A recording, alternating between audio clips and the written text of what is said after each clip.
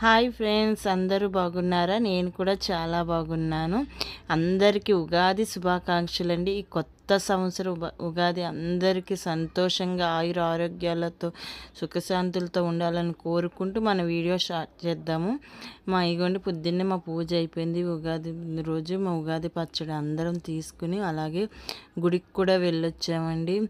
గుడిలోకి వెళ్ళాము. అలాగే ఈరోజు ఏమేమి చేసామనేది మీకు వీడియోలో కంటిన్యూ చేస్తాను. అలాగే ఫ్రెండ్స్, మీకు ఈ వీడియో నచ్చితే మట్టుకి లైక్ చేయడం, సబ్స్క్రైబ్ చేసుకోవడం మట్టుకి మర్చిపోకండి. అలా ఇదిగోండి గుడికి వచ్చాము. పంచముఖ ఆంజనేయ స్వామి గుడికి వచ్చాము. ముందుగా ఇక్కడ ఆంజనేయ స్వామి మంగళవారం అవడంతో చాలా బాగా అలంకరించారు. తమలపాకులతో ఆంజనేయ స్వామి చాలా బాగా ఉంది. కానీ లోపల బాగా రద్దీగా ఉండడం వల్ల సగమే కవర్ అవుతుంది. చూడండి ఫ్రెండ్స్, ఓకేనా. ఇక్కడ నుంచి మళ్ళీ శివాలయానికి కూడా వెళ్ళాము.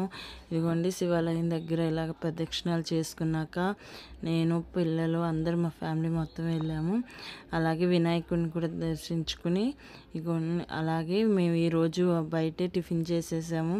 అలాగే ఈరోజు చాలా మంచి శుభవార్త విన్నాము. ఆ శుభవార్త ఏంటనేది కూడా మీకు 2 శుభవార్తలు జరిగినాయి నా జీవితంలో ఈరోజు. నాకు అదే చాలా నూతన సంవత్సరం రోజు ఇంత మంచి శుభవార్త వినడం చాలా బాగుంది. అది ఏంటనేది నెక్స్ట్ వీడియోలో పెడతాను మీకు, ఓకేనా ఫ్రెండ్స్. మీరు కూడా ఎలా జరుపుకున్నారు ఉగాది అనేది కూడా కామెంట్ సెక్షన్లో కామెంట్ చేయండి ఫ్రెండ్స్.